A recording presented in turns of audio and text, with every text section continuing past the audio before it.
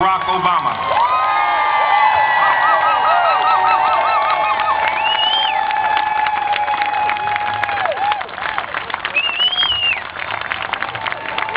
Thank you.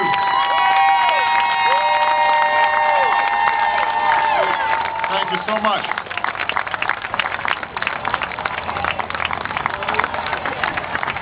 Thank you very much. Thank you. Please be seated.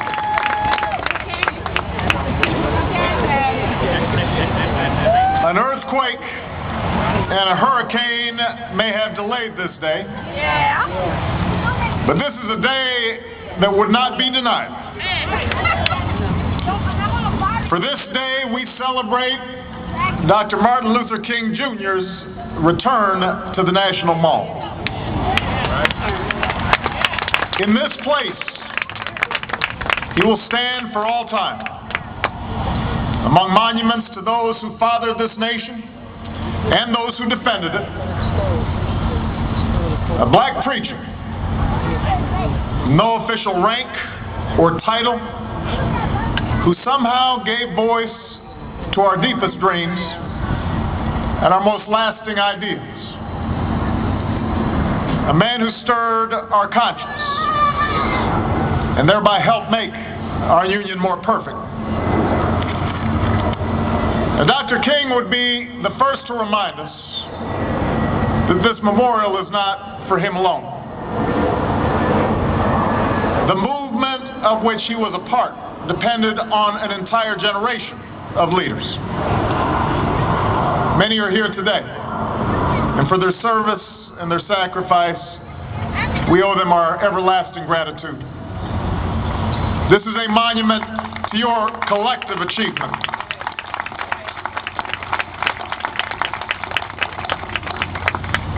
Some giants of the civil rights movement, like Rosa Parks and Dorothy Height, Benjamin Hooks, Reverend Fred Shuttlesworth, they've been taken from us these past few years. This monument attests to their strength and their courage. And while we miss them dearly, we know they rest in a better place. And finally, there are the multitudes of men and women whose names never appear in the history books. Those who marched and those who sang, those who sat in and those who stood firm, those who organized and those who mobilized, all those men and women who through countless acts of quiet heroism helped bring about changes few thought were even possible. By the thousands, said Dr. King, faceless, anonymous, relentless young people, black and white, have taken our whole nation back to those great wells of democracy which were dug deep by the Founding Fathers in the formulation of the Constitution and the Declaration of Independence.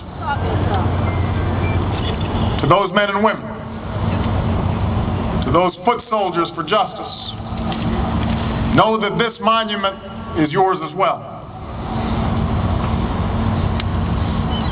Nearly half a century has passed since that historic March on Washington, a day when thousands upon thousands gathered for jobs and for freedom.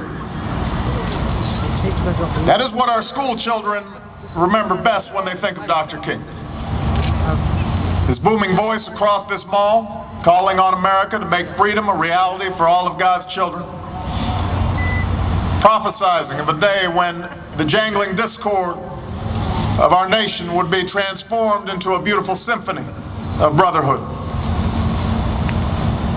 It is right that we honor that march, that we lift up Dr. King's I Have a Dream speech, for without that shining moment, without Dr. King's glorious words, we might not have had the courage to come as far as we have. Because of that hopeful vision, because of Dr. King's moral imagination, barricades began to fall and bigotry began to fade. New doors of opportunity swung open for an entire generation. Yes, laws changed, but hearts and minds changed as well. Look at the faces here around you, and you see an America that is more fair and more free and more just than the one Dr. King addressed that day. We are right to savor that slow but certain progress. Progress that's expressed itself in a million ways, large and small, across this nation every single day, as people of all colors and creeds live together and work together and fight alongside one another and learn together and build together and love one another. So it is right for us to celebrate today Dr. King's dream and his vision of unity. And yet, it is also important on this day to remind ourselves that such progress did not come easily.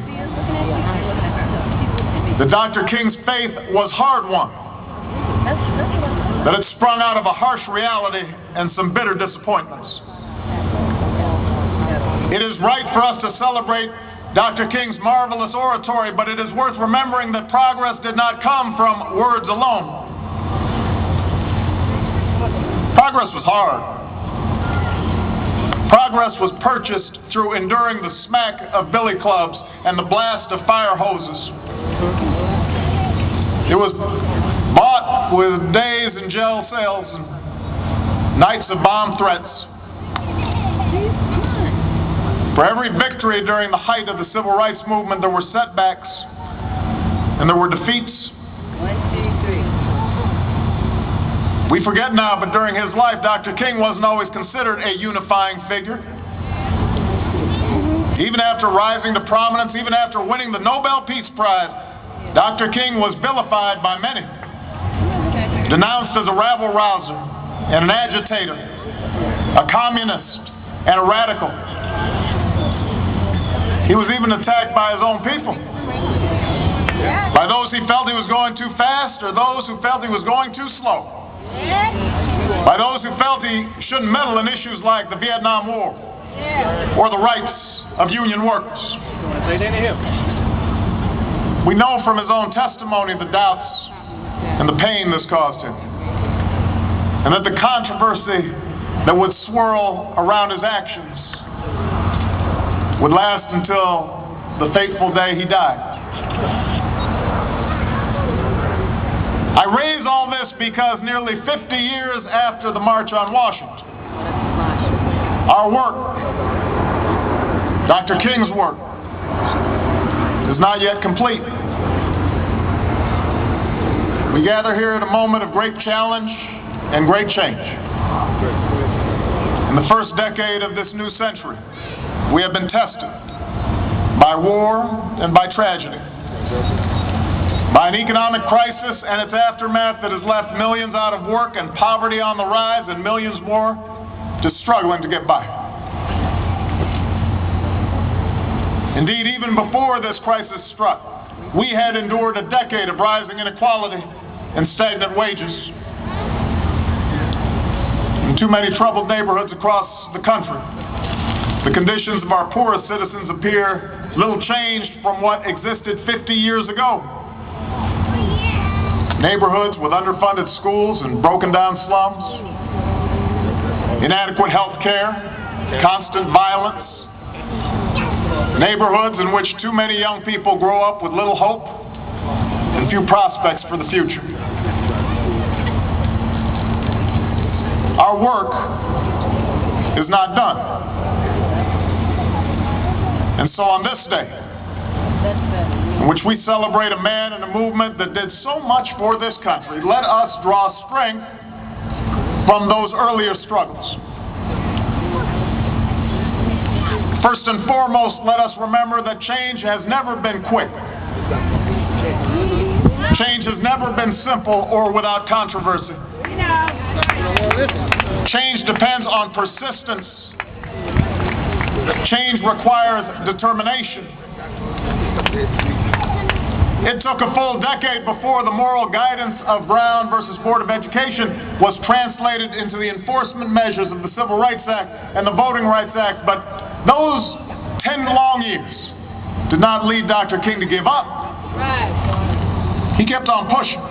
He kept on speaking. He kept on marching until change finally came.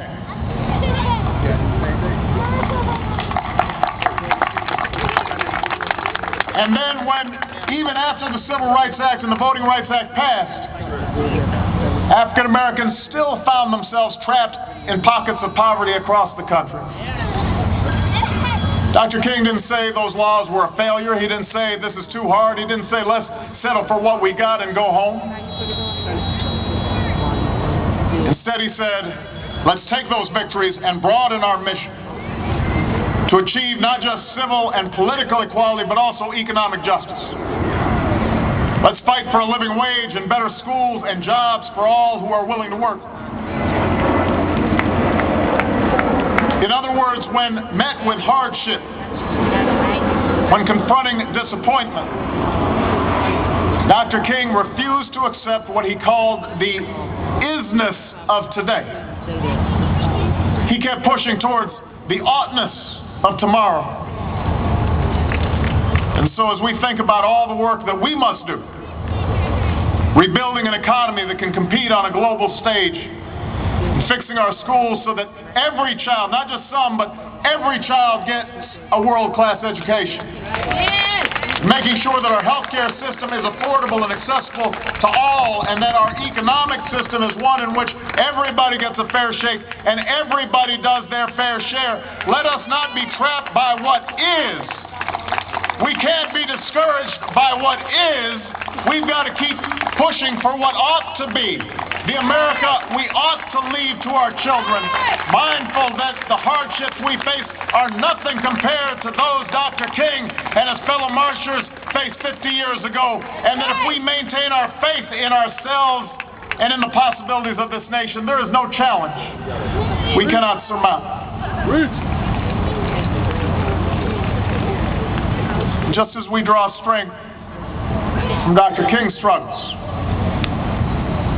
so must we draw inspiration from his constant insistence on the oneness of man.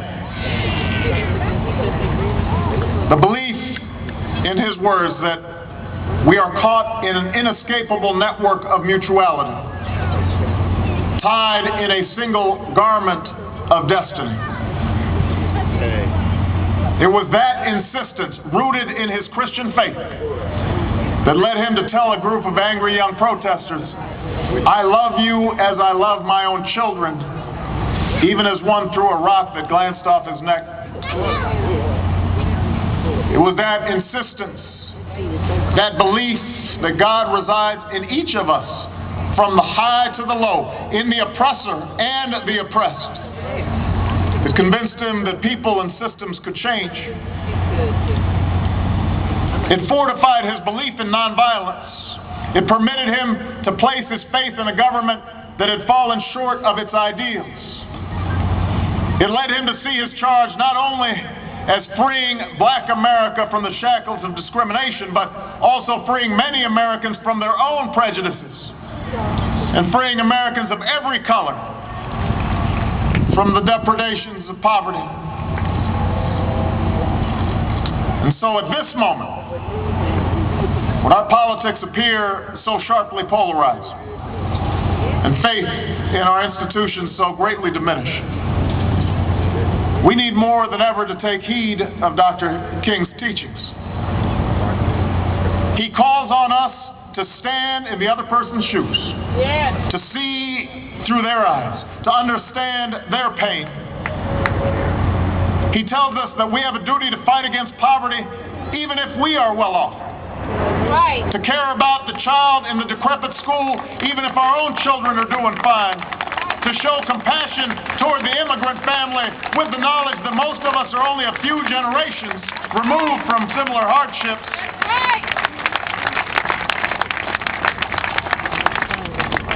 To say that we are bound together as one people and must constantly strive to see ourselves in one another.